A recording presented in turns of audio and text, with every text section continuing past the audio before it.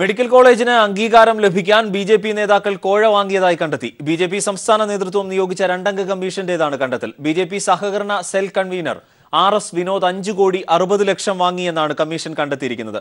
Varkala SR charitable trust chairman R ഷാജിയുടെ പരാതിയുടെ അടിസ്ഥാനത്തിലായിരുന്നു അന്വേഷണം. റിപ്പോർട്ടിൽ ബിജെപി ജനറൽ സെക്രട്ടറി MT രമേശിന്റെ പേരും പരാമർശിക്കുന്നുണ്ട്. അന്വേഷണ റിപ്പോർട്ടിന്റെ പകർപ്പ് പീപ്പിളിന് ലഭിച്ചു. വർക്കലയിലെ SR ചാരിറ്റബിൾ ട്രസ്റ്റിന് കീഴിലുള്ള ആശുപത്രിക്ക് മെഡിക്കൽ കോളേജിനുള്ള അംഗീകാരം ലഭിക്കാൻ ബിജെപി നേതാക്കൾക്ക് 5,60,00,000 രൂപ കോഴ നൽകിയെന്ന കണ്ടെത്തലാണ് ഇപ്പോൾ പുറത്തുവന്നിരിക്കുന്നത്. 15 കോടിയായിരുന്നു ആവശ്യപ്പെട്ടിരുന്നത്. ആദ്യ ഗഡുവായി 5,60,00,000 രൂപ നൽകി. വർക്കല SR ചാരിറ്റബിൾ ട്രസ്റ്റ് ഉടമ R ഷാജിയാണ് പണം നൽകിയതെന്നും അന്വേഷണ കമ്മീഷന്റെ കണ്ടെത്തലിലുണ്ട്. ബിജെപി സഹകരണ സെൽ കൺവീനർ RS വിനോദിനാണ് ഷാജി പണം കൈമാറിയതെന്നും റിപ്പോർട്ട് ചൂണ്ടിക്കാട്ടുന്നുണ്ട്. പണം കൈപ്പറ്റിയതായി വിനോദ് സമ്മതിച്ചുവെന്നും റിപ്പോർട്ടിൽ പറയുന്നു. ഈ പണം ദില്ലിയിലുള്ള ഇടനിലക്കാരൻ സതീഷ് നായർക്ക് കുഴൽപ്പണമായാണ് കൈമാറിയതെന്നും അന്വേഷണ റിപ്പോർട്ടിൽ വ്യക്തമാക്കുന്നു. ഇയാൾ പ്രധാനമന്ത്രി നരേന്ദ്രമോദിക്കൊപ്പം നിൽക്കുന്ന ഫോട്ടോ ഉണ്ടെന്നും റിപ്പോർട്ടിൽ ചൂണ്ടിക്കാട്ടിയിട്ടുണ്ട്.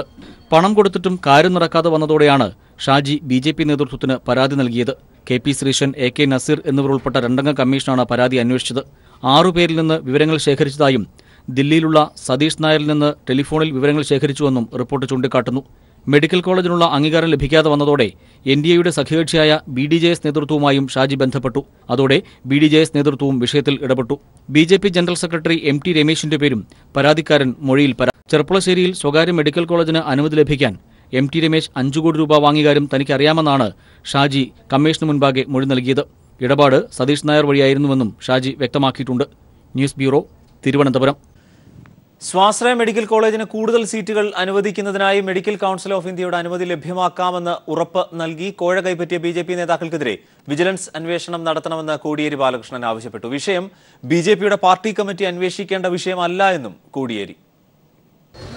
കേന്ദ്രഭരണത്തെ ഉപയോഗപ്പെടുത്തിക്കൊണ്ട് കേരളത്തിലെ BJP നേതാക്കന്മാർ കോടിക്കണക്കിന് ഉറുപ്പികയുടെ അഴിവ് നടത്തുന്നു എന്ന് BJPക്ക് അകത്ത് തന്നെ ആരോപണം ഉയർന്നു വന്നിരിക്കുകയാണ്.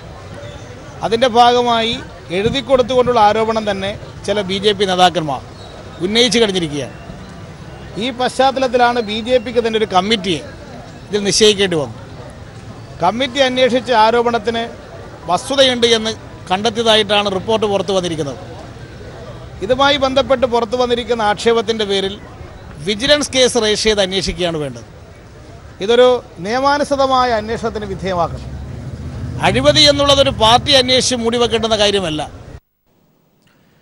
BJP നേതാക്കൾക്കെതിരെ ഉയർന്ന മെഡിക്കൽ കോളേജ് കോഴ ആരോപണത്തെക്കുറിച്ച് CBI അന്വേഷണം നടത്തണമെന്ന് പ്രതിപക്ഷ നേതാവ് രമേശ് ചെന്നിത്തല ആവശ്യപ്പെട്ടു. മെഡിക്കൽ കോളേജിന് അംഗീകാരം വാങ്ങിക്കൊടുക്കുന്നതിനും കൂടുതൽ MBBS സീറ്റുകൾ തരപ്പെടുത്തി കൊടുക്കുന്നതിനും BJP നേതാക്കൾക്ക് കോടികൾ നൽകി എന്നാണ് ആരോപണം ഉയർന്നിരിക്കുന്നത്. ഇത് സംബന്ധിച്ച് BJP തന്നെയാണ് ഉൾപാർട്ടി അന്വേഷണം നടത്തി റിപ്പോർട്ട് തയ്യാറാക്കിയിരിക്കുന്നത്. കേന്ദ്രത്തിലെ ഭരണത്തിന്റെ മറവിൽ സംസ്ഥാനത്ത് BJP നേതാക്കൾ നടത്തുന്ന വ്യാപകമായ അഴിമതിയാണ് ഇതുവഴി പുറത്തുവരുന്നത്. മുൻപ് BJP കേന്ദ്രത്തിൽ അധികാരത്തിൽ വന്നപ്പോൾ പെട്രോൾ പമ്പുകൾ സംഘടിപ്പിക്കുന്നതിന്റെ പേരിൽ കോടികളുടെ അഴിമതി നടത്തിയിരുന്നു. BJPയുടെ യഥാർത്ഥ മുഖമാണ് ഇതിലൂടെ പുറത്തുവരുന്നത് എന്നും രമേശ് ചെന്നിത്തല പറഞ്ഞു. ആക്രമണത്തിന് ഇരയായ നടിയെ സ്വഭാവഹത്യ ചെയ്ത മുൻ പോലീസ് മേധാവി TP സെൻകുമാർ സമകാലിക മലയാളം വാരികയുടെ ഓൺലൈൻ പോർട്ടലിന് അനുവദിച്ച അഭിമുഖത്തിന്റെയാണ് സെൻകുമാർ നടിയെ തേജോവധം ചെയ്തത്. അഭിമുഖത്തിൽ പല ഭാഗത്തും കടുത്ത മുസ്ലിം വിരുദ്ധ പരാമർശങ്ങളാണ് സെൻകുമാർ നടത്തുന്നത്. സെൻകുമാറിന്റെ വിവാദ അഭിമുഖത്തിന്റെ ശബ്ദരേഖയുടെ പൂർണ്ണരൂപം പീപ്പിൾ TVക്ക് ലഭിച്ചു. താൻ പറയാത്ത കാര്യങ്ങളാണ് വാരിക പ്രസിദ്ധീകരിച്ചത് എന്ന് സെൻകുമാർ പറഞ്ഞു എന്നത് കളവാണ് എന്ന് ഇതോടെ ബോധ്യപ്പെടുകയാണ്. പൾസർ സുനിയുടെ ആക്രമണത്തിനിരയായ നടിയെ വ്യക്തിപരമായി തേജോവധം ചെയ്യുന്ന തരത്തിലുള്ള സെൻകുമാറിന്റെ ശബ്ദശകലമാണ് പുറത്തായത്.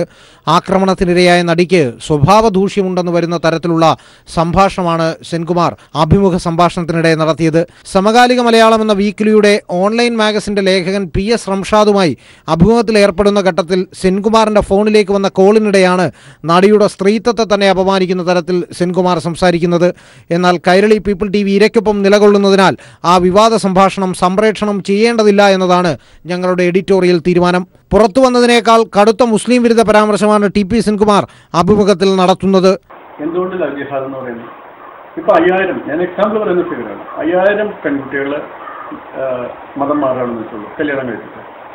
അതിൽ 1995 കുട്ടികളും മുസ്ലിമിലേക്ക് മാറുകയും 5 കുട്ടികൾ മാത്രം മുസ്ലിമിൽ നിന്ന് ക്രിസ്ത്യാനിയോ ഹിന്ദു ആവുകയും ചെയ്തെങ്കിൽ ദാറ്റ് ഈസ് എ ലവ് ജിഹാദ്. കാരണം if it is free love, only on the basis of love, it should be almost equal. അപ്പൊ അത് എന്തുകൊണ്ട് വൺ സൈഡഡ് ആകുന്നു? അങ്ങനെയാണ് ക്രിസ്ത്യൻ പെൺകുട്ടികളും ഹിന്ദു പെൺകുട്ടികളും മാത്രം മുസ്ലിം ആൺകുട്ടികളെ പ്രേമിക്കുന്നത്. അഭിമുഖ സംഭാഷണം വിവാദമായതോടെ മുൻ പോലീസ് മേധാവിയായ ടി.പി. സെൻകുമാറിനെതിരെ പോലീസ് കേസെടുത്തിരുന്നു. സംഭാഷണം വിവാദമായതോടെ താൻ ഇങ്ങനെ പറഞ്ഞിട്ടില്ലെന്നായിരുന്നു സെൻകുമാറിന്റെ വാദം. എന്നാൽ ശബ്ദരേഖ പുറത്തായതോടെ സെൻകുമാർ പറഞ്ഞത് കളവാണെന്ന് തെളിയുകയാണ്. നടിക്കെതിരെ സെൻകുമാർ നടത്തിയ അധിക്ഷേപത്തിനെതിരെ ചില സംഘടനകൾ പരാതിയുമായി പോലീസിനെ സമീപിച്ചേക്കുമെന്നാണ് അവസാനം ലഭിക്കുന്ന വിവരം. S Jeevankumar, Thiruvananthapuram. Kovalam MLA. A. വിൻസെന്റിനെതിരെ പോലീസ് കേസെടുത്തു. പരാതിയെക്കുറിച്ച് അന്വേഷിക്കാൻ Kollam city police commissioner Ajitha ബീഗത്തെ DGP ചുമതലപ്പെടുത്തി. ആത്മഹത്യാ പ്രേരണ, സ്ത്രീകളോട് അപമര്യാദയായി പെരുമാറി എന്നീ വകുപ്പുകൾ പ്രകാരമാണ് വിൻസെന്റിനെതിരെ കേസെടുത്തിട്ടുള്ളത്. എം.എൽ.എയുടെ നിരന്തര പീഡനത്തിൽ മനം നൊന്ത് വീട്ടമ്മ ആത്മഹത്യയ്ക്ക് ശ്രമിച്ചുവെന്ന ഭർത്താവിന്റെ പരാതിയിന്മേലാണ് പോലീസ് കേസെടുത്തത്. നെയ്യാറ്റിൻകരയിലെ സ്വകാര്യ ആശുപത്രിയിൽ പ്രവേശിപ്പിച്ച വീട്ടമ്മയുടെ നില ഗുരുതരമാണ്. കോവളം എം.എൽ.എയായി എം. വിൻസെന്റ് തെരഞ്ഞെടുക്കപ്പെട്ടതിന് പിന്നാലെയാണ് നിരന്തരമായി ബാലരാമപുരം സ്വദേശിനിയായ വീട്ടമ്മയെ ഫോണിൽ വിളിച്ച് മോശം രീതിയിൽ സംസാരിച്ചു തുടങ്ങിയതെന്ന് ഭർത്താവ് പോലീസിൽ പരാതി നൽകി. മാനസിക പീഡനം വർദ്ധിച്ചതിൽ മനംനൊന്താണ് വീട്ടമ്മ ആത്മഹത്യയ്ക്ക് ശ്രമിച്ചതെന്ന് ഭർത്താവ് പോലീസിൽ മൊഴി നൽകി. ശല്യം എം.എൽ.എ ആയതിനു ശേഷം മുതൽ തുടങ്ങിയ ശല്യമാണ്.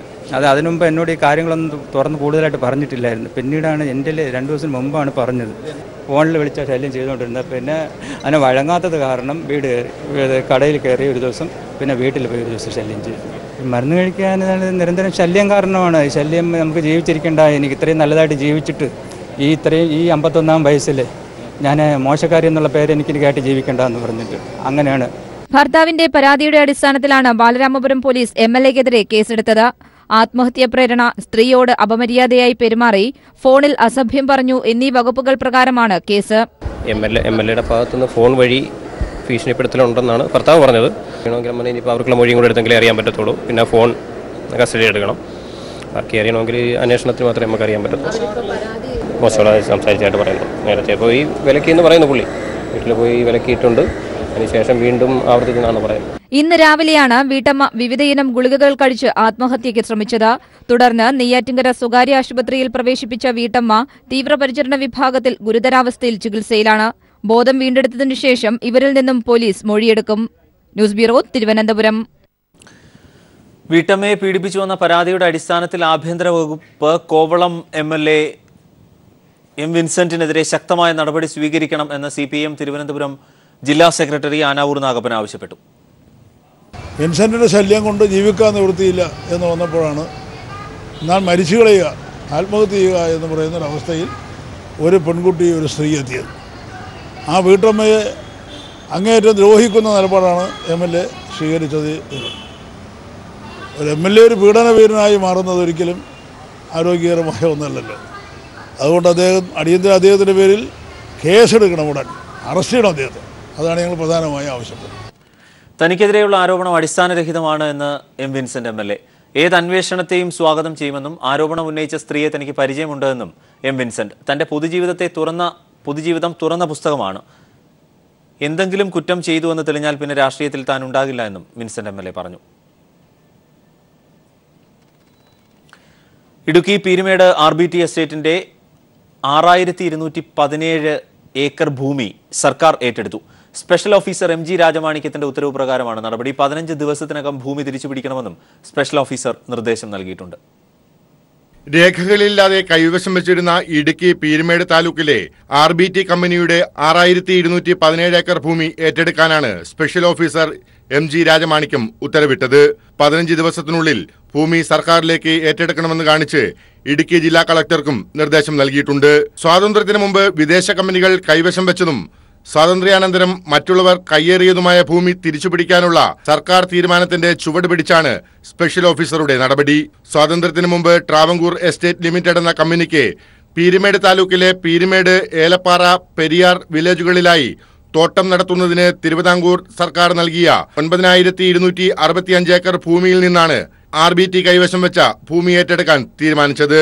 സമാന വിഷയത്തിൽ പോപ്സ് എന്റർപ്രൈസസ് പ്രൈവറ്റ് ലിമിറ്റഡ് എന്ന കമ്പനി കൈവശം വച്ചിരിക്കുന്ന 3048 ഏക്കർ ഭൂമിയുടെ കാര്യത്തിൽ ഹൈക്കോടതി സ്റ്റേ നിലനിൽക്കുന്നതിനാൽ പിന്നീട് തീരുമാനം കൈക്കൊള്ളും. ഭൂമി ഇപ്പോൾ കൈവശം വച്ചിരുന്ന റാം ബഹദൂർ ദാഖൂർ ലിമിറ്റഡ് എന്ന കമ്പനി ഹാജരാക്കിയ രേഖകൾ വ്യാജമാണെന്നും തെളിഞ്ഞു. കാർഡ് പുറമ്പോക്കായിരുന്ന ഭൂമിയുടെയും സെറ്റിൽമെന്റ് രജിസ്റ്ററിലില്ലാത്ത ഭൂമിയുടെയും രേഖകളാണ് കമ്പനി സ്പെഷ്യൽ ഓഫീസർക്ക് മുന്നിൽ ഹാജരാക്കിയത്. കേരള ഭൂപരിഷ്കരണ നിയമപ്രകാരമാണ് നടപടി. Leslie John, Thiruvananthapuram. നഴ്സിംഗ് സമരം ഒത്തുതീർപ്പാക്കാൻ ഹൈക്കോടതി നിയോഗിച്ച മധ്യസ്ഥത സമിതി നടത്തിയ ശ്രമം പരാജയപ്പെട്ടു. നഴ്സുമാരും ആശുപത്രി മാനേജ്മെന്റുകളും മുൻ നിലപാടിൽ ഉറച്ചു നിന്നതോടെയാണ് മധ്യസ്ഥ ചർച്ച പരാജയപ്പെട്ടത്. നാളെ കൂട്ട അവധിയെടുത്ത് പ്രതിഷേധിക്കുമെന്ന് നഴ്സുമാരുടെ സംഘടനാ ഭാരവാഹികൾ അറിയിച്ചു. ശമ്പളം വർദ്ധിപ്പിക്കില്ലെന്ന നിലപാടിൽ ആശുപത്രി മാനേജ്മെന്റുകൾ ഉറച്ചുനിന്നതോടെ യുണൈറ്റഡ് നഴ്സസ് അസോസിയേഷൻ നേരത്തെ ഹൈക്കോടതിയെ സമീപിച്ചിരുന്നു. സമരം ചെയ്യാൻ അനുമതി നൽകണമെന്നാവശ്യപ്പെട്ടായിരുന്നു UNA കോടതിയെ സമീപിച്ചത്. ഇതേ തുടർന്ന് പ്രശ്നത്തിൽ സമവായമുണ്ടാക്കാൻ ഹൈക്കോടതി മധ്യസ്ഥ സമിതിയെ നിയോഗിച്ചു. മുതിർന്ന അഭിഭാഷകരടങ്ങുന്ന മധ്യസ്ഥ സമിതി UNA പ്രതിനിധികളെയും ആശുപത്രി മാനേജ്മെന്റ് പ്രതിനിധികളെയും ചർച്ചയ്ക്ക് വിളിക്കുകയായിരുന്നു. അടിസ്ഥാന ശമ്പളം 20,000 രൂപയാക്കണമെന്ന ആവശ്യത്തിൽ നഴ്സുമാർ ഉറച്ചുനിന്നു. എന്നാൽ സർക്കാർ പ്രഖ്യാപിച്ച 17,200 രൂപ മാത്രമേ നൽകാനാവൂ എന്നായിരുന്നു മാനേജ്മെന്റ് നിലപാട്. ഇരുകൂട്ടരും വിട്ടുവീഴ്ചയ്ക്ക് തയ്യാറാവാത്തതിനാൽ ചർച്ച പരാജയപ്പെടുകയായിരുന്നു. നാളെ കൂട്ടയവധിയെടുത്ത് പ്രതിഷേധിക്കുമെന്ന് നഴ്സുമാരുടെ സംഘടനാ പ്രതിനിധികൾ ചർച്ചയ്ക്ക് ശേഷം അറിയിച്ചു. ഉള്ളവരെ വെച്ച് ആശുപത്രി പ്രവർത്തിപ്പിക്കുമെന്ന് മാനേജ്മെന്റ് പ്രതിനിധികളും പറഞ്ഞു. അതേസമയം പ്രശ്നപരിഹാരത്തിനായി മുഖ്യമന്ത്രി നാളെ നഴ്സുമാരുമായി ചർച്ച നടത്തും. News bureau, Kochi. സുപ്രീംകോടതി ഉത്തരവ് പ്രകാരമുള്ള ശമ്പളം നഴ്സുമാർക്ക് നൽകണമെന്ന് കേന്ദ്ര ആരോഗ്യമന്ത്രി JP നദ്ദ ലോക്സഭയിൽ പറഞ്ഞു. ഇക്കാര്യം ഉറപ്പുവരുത്തേണ്ടത് അതാത് സംസ്ഥാന സർക്കാരുകളാണ്. സ്വകാര്യ ആശുപത്രിയിലെ നഴ്സുമാരുടെ ശമ്പള വിഷയത്തിൽ ആവശ്യമെങ്കിൽ ഇടപെടുമെന്നും മന്ത്രി പറഞ്ഞു. കേരളത്തിലെ നഴ്സസ് സമരം ശൂന്യവേളയിൽ MP അവതരിപ്പിച്ചതിനെ തുടർന്നാണ് കേന്ദ്രമന്ത്രി മറുപടി പറഞ്ഞത്. ദിലീപിന്റെ ഡി സിനിമാസ് കയ്യേറ്റ ഭൂമി ഈ മാസം 27-ന് അളന്നു തിട്ടപ്പെടുത്താൻ തീരുമാനം. ഇത് സംബന്ധിച്ച് ദിലീപ് ഉൾപ്പെടെ 7 പേർക്ക് നോട്ടീസ് അയച്ചു. തൃശൂർ ജില്ലാ സർവേ സൂപ്രണ്ടാണ് നോട്ടീസ് അയച്ചത്. ദിലീപിന്റെ കുമരകത്തെ ഭൂമിയിലും റവന്യൂ സംഘം പരിശോധന നടത്തി. കോട്ടയം ജില്ലാ സൂപ്രണ്ടിന്റെ നേതൃത്വത്തിലായിരുന്നു പരിശോധന. കയ്യേറ്റ ഭൂമി യാതൊരു തടസ്സവുമില്ലാതെ ദിലീപിന് എങ്ങനെ വിറ്റഴിച്ചു എന്നതും റവന്യൂ വകുപ്പ് പരിശോധിക്കും. ഡി സിനിമാസ് നിർമ്മാണത്തിനായി സർക്കാർ ഭൂമി കയ്യേറിയെന്ന കളക്ടറുടെ പ്രാഥമിക അന്വേഷണത്തിൽ കണ്ടെത്തിയതോടെയാണ് ഇത് പരിശോധിക്കാൻ ഭൂമി അളന്ന് തിട്ടപ്പെടുത്തുന്നത്. ഈ മാസം 27-ന് ഭൂമി അളക്കുമെന്ന് ചൂണ്ടിക്കാട്ടി തൃശൂർ ജില്ലാ സർവേ സൂപ്രണ്ട് ദിലീപ് ഉൾപ്പെടെ 7 പേർക്ക് നോട്ടീസ് നൽകി. ദിലീപിന് പുറമെ ഡി സിനിമാസിനോട് ചേർന്ന് ഭൂമിയുള്ള 6 പേർക്കാണ് നോട്ടീസ് നൽകിയത്. കയ്യേറ്റം സ്ഥിരീകരിച്ച തൃശൂർ ജില്ലാ കളക്ടർ റവന്യൂ മന്ത്രിക്ക് നൽകിയ പ്രാഥമിക റിപ്പോർട്ടിൽ കയ്യേറ്റം സംബന്ധിച്ച രേഖകൾ പരിശോധിക്കുകയെന്നത് സങ്കീർണമാണെന്ന് വ്യക്തമാക്കിയിരുന്നു. ദേവസ്വം ഭൂമിയിൽ സ്വകാര്യ വ്യക്തിക്ക് ജന്മാവകാശം ലഭിച്ചതും കരമടച്ചതും ഉൾപ്പെടെ ദുരൂഹമാണെന്ന് കണ്ടെത്തി. വെറും പാട്ടഭൂമി വ്യക്തികളുടെ കയ്യിലെത്തിയതും പോക്കുവരവ് ചെയ്തതും സംബന്ധിച്ച വിശദമായ പരിശോധന വേണമെന്ന് കളക്ടർ വ്യക്തമാക്കിയിരുന്നു. രേഖകളിൽ പലതും കണ്ടെത്താൻ സാധിക്കാത്ത സ്ഥിതി നിലനിൽക്കുമ്പോഴാണ് കയ്യേറ്റ ഭൂമി അളന്നു തിട്ടപ്പെടുത്താൻ ജില്ലാ സർവേ സൂപ്രണ്ട് നോട്ടീസ് നൽകിയത്. ദിലീപിന് നേരിട്ടെത്താൻ സാധിച്ചില്ലെങ്കിൽ ഡി സിനിമാസിന്റെ ഭൂമി സംബന്ധിച്ച കൈവശമുള്ള രേഖകളുമായി പ്രതിനിധികളെ ഹാജരാക്കാനാണ് നിർദ്ദേശം. News bureau, Thrissur. 2011-ൽ മറ്റൊരു നടിയെ തട്ടിക്കൊണ്ടുപോയ കേസിൽ പൾസർ സുനിയെ 5 ദിവസത്തെ പോലീസ് കസ്റ്റഡിയിൽ വിട്ടു.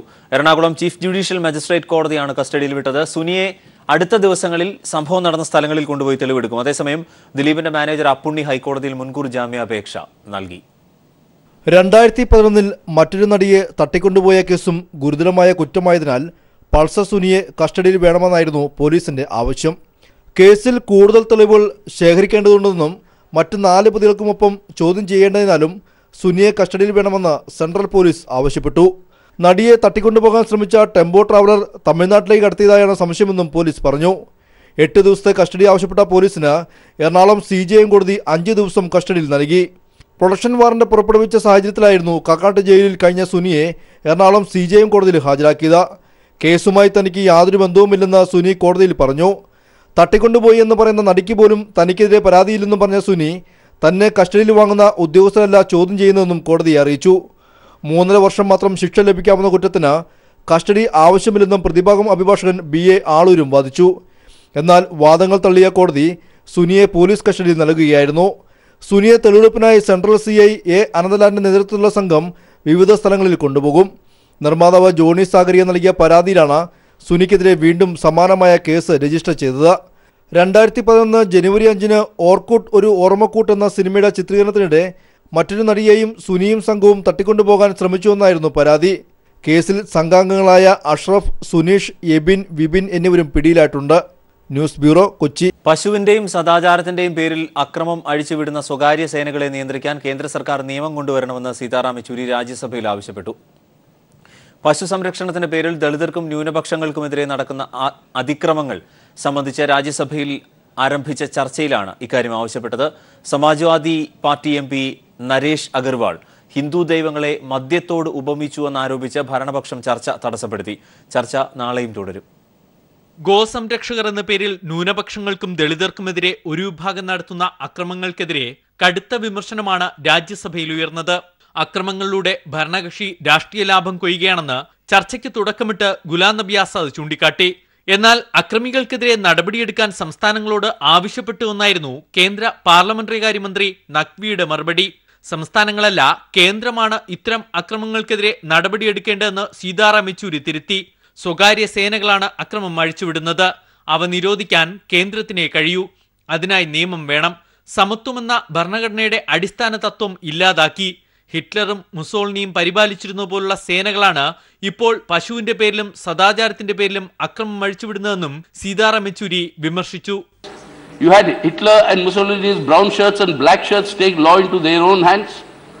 They cannot be banned by any one state government. They'll have to be banned by the state, and that is the central government, because that is the only way. That is the only way you can stop these private armies trying to implement the law of the land for which they have no authority whatsoever. ചർച്ചയ്ക്കിടയിൽ Samajwadi M P Naresh Agarwal Hindu ദൈവങ്ങളെ മദ്യത്തോട് ഉപമിച്ചുവെന്ന് ചൂണ്ടിക്കാട്ടി അരുൺ ജെയ്റ്റ്ലിയുടെ നേതൃത്വത്തിൽ ഭരണകക്ഷിയംഗങ്ങൾ ചർച്ച തടസ്സപ്പെടുത്തി. ഇതേ തുടർന്ന് 2 തവണ രാജ്യസഭ നിർത്തിവെക്കേണ്ടി വന്നു. പിന്നീട് നരേഷ് അഗർവാൾ ഖേദം പ്രകടിപ്പിച്ചു. ചർച്ച നാളെയും തുടരും. ലോക്സഭയിൽ കർഷക ആത്മഹത്യയെക്കുറിച്ചുള്ള ചർച്ച ആരംഭിച്ചു. കേന്ദ്ര സർക്കാരിന്റെ കർഷക വിരുദ്ധ നടപടികൾ ആത്മഹത്യയിലേക്ക് തള്ളിവിടുന്നതായി പ്രതിപക്ഷം പറഞ്ഞു. Santhosh സർലിംഗ്, news bureau, Delhi. സ്വകാര്യതയ്ക്കുള്ള അവകാശം പരമമായ അവകാശമല്ല എന്ന് സുപ്രീംകോടതി. മൗലിക അവകാശമായി കണക്കാക്കാമെങ്കിലും എല്ലാ കാര്യങ്ങളും സ്വകാര്യതയ്ക്കുള്ള അവകാശത്തിന്റെ പരിധിയിൽ ഉൾപ്പെടുത്താൻ കഴിയില്ലെന്നും സുപ്രീംകോടതി നിരീക്ഷിച്ചു. ആധാർ കാർഡുമായി ബന്ധപ്പെട്ട കേസിൽ വാദം കേൾക്കുന്നത് നാളെയും തുടരും. ആധാർ കാർഡുമായി ബന്ധപ്പെട്ട കേസിൽ സ്വകാര്യത മൗലിക അവകാശമാണോ എന്നാണ് ചീഫ് ജസ്റ്റിസ് JS കെഹാർ അധ്യക്ഷനായ 9-അംഗ ഭരണഘടനാ ബെഞ്ച് പരിശോധിക്കുന്നത്. സ്വകാര്യത മൗലികാവകാശമാണെന്ന വാദത്തിന് അനുകൂലമായിരുന്നു ബെഞ്ചിൽ ഉൾപ്പെട്ട ചില ജഡ്ജിമാരുടെ നിരീക്ഷണങ്ങൾ. ആധാറിനെതിരായ ഹർജിക്കാർക്ക് വേണ്ടി ഹാജരായ മുതിർന്ന അഭിഭാഷകരായ ഗോപാൽ സുബ്രഹ്മണ്യം, സോളി സൊറാബ്ജി എന്നിവർ സ്വകാര്യതയ്ക്കുള്ള അവകാശം സർക്കാരിന്റെ ആനുകൂല്യമല്ലെന്ന് വാദിച്ചു. സ്വകാര്യത മറ്റ് അവകാശങ്ങളുടെ നിഴലിൽ നിൽക്കേണ്ട കാര്യമല്ല. ഭരണഘടന ഉറപ്പു നൽകുന്ന സവിശേഷ അധികാരമായ സ്വാതന്ത്ര്യത്തിന്റെ പ്രധാന ഘടകമാണ്. സ്വകാര്യതയില്ലെങ്കിൽ മറ്റ് അവകാശങ്ങൾ നിറവേറ്റാൻ കഴിയില്ലെന്ന് ജസ്റ്റിസ് SA ബോബ്ഡെ നിരീക്ഷിച്ചു. എഴുതപ്പെട്ട ഭരണഘടനയുള്ള പരമാധികാര രാജ്യത്ത് സ്വകാര്യതയ്ക്കുള്ള അവകാശമില്ലെന്ന വാദം അംഗീകരിക്കാൻ ബുദ്ധിമുട്ടുണ്ടെന്ന് ബെഞ്ച് വ്യക്തമാക്കി. എന്നാൽ സ്വകാര്യതയ്ക്കുള്ള അവകാശം പരമമായ അവകാശമല്ലെന്ന് ചീഫ് ജസ്റ്റിസ് JS കെഹാർ പറഞ്ഞു. കേസിൽ വാദം കേൾക്കൽ നാളെയും തുടരും. News bureau, Delhi. ശബരിമല തീർത്ഥാടകർക്കായുള്ള വിമാനത്താവളം ഹാരിസൺ പ്ലാന്റേഷന്റെ ചെറുവള്ളി എസ്റ്റേറ്റിൽ PH കുര്യൻ അധ്യക്ഷനായ സമിതിയുടെ ശുപാർശ മന്ത്രിസഭ അംഗീകരിച്ചു. സോളാർ ജുഡീഷ്യൽ കമ്മീഷന്റെ കാലാവധി 2 മാസത്തേക്ക് നീട്ടാൻ മന്ത്രിസഭായോഗം തീരുമാനിച്ചിട്ടുണ്ട്. ഓഗസ്റ്റ് 7 മുതൽ 24 വരെ നിയമസഭ സമ്മേളിക്കും. ഇത് സംബന്ധിച്ച് ഗവർണർക്ക് സർക്കാർ ശുപാർശ ചെയ്യും. തിരുവനന്തപുരം, കൊച്ചി സ്മാർട്ട് സിറ്റികളുടെ സ്പെഷ്യൽ ഓഫീസർമാരായി K ഗോപാലകൃഷ്ണനെയും മുഹമ്മദ് ഹനീഷിനെയും നിയമിക്കാനും മന്ത്രിസഭ തീരുമാനിച്ചു. ശബരിമല തീർത്ഥാടകർക്കായുള്ള വിമാനത്താവളം കാഞ്ഞിരപ്പള്ളി താലൂക്കിലെ ഹാരിസൺ പ്ലാന്റേഷന്റെ ചെറുവള്ളി എസ്റ്റേറ്റിൽ നടപ്പാക്കാനാണ് തീരുമാനം. സ്ഥലം കണ്ടെത്തുന്നതിന് അഡീഷണൽ ചീഫ് സെക്രട്ടറി PH കുര്യന്റെ നേതൃത്വത്തിൽ 4-അംഗ ഉദ്യോഗസ്ഥ സമിതിയെ സർക്കാർ നിയോഗിച്ചിരുന്നു. ഈ സമിതിയുടെ ശുപാർശ അംഗീകരിച്ചുകൊണ്ടാണ് മന്ത്രിസഭായോഗത്തിന്റെ തീരുമാനം. 2263 ഏക്കർ ഭൂമിയാണ് ഇവിടെയുള്ളത്. 2 ദേശീയപാതകളുടെയും 5 പൊതുമരാമത്ത് റോഡുകളുടെയും സമീപത്താണ് സ്ഥലം. ഇവിടെ നിന്നും ശബരിമലയിലേക്ക് 48 കിലോമീറ്ററാണ് ദൂരമുള്ളത്. കൊച്ചിയിൽ നിന്ന് 113 കിലോമീറ്ററും. സോളാർ കേസ് അന്വേഷിക്കുന്ന ജുഡീഷ്യൽ കമ്മീഷന്റെ കാലാവധി 2 മാസത്തേക്ക് നീട്ടാനും മന്ത്രിസഭായോഗം തീരുമാനിച്ചിരുന്നു. ജസ്റ്റിസ് ശിവരാജൻ കമ്മീഷന്റെ കാലാവധി നേരത്തെ അവസാനിച്ചിരുന്നു. നിയമസഭയുടെ അടുത്ത സമ്മേളനം ഓഗസ്റ്റ് 7 മുതൽ 24 വരെ ചേരാനും തീരുമാനമായി. ഇത് സംബന്ധിച്ച് ഗവർണർക്ക് സർക്കാർ ശുപാർശ ചെയ്യും. പുതിയ IAS നിയമനങ്ങൾക്കും മന്ത്രിസഭ അംഗീകാരം നൽകി.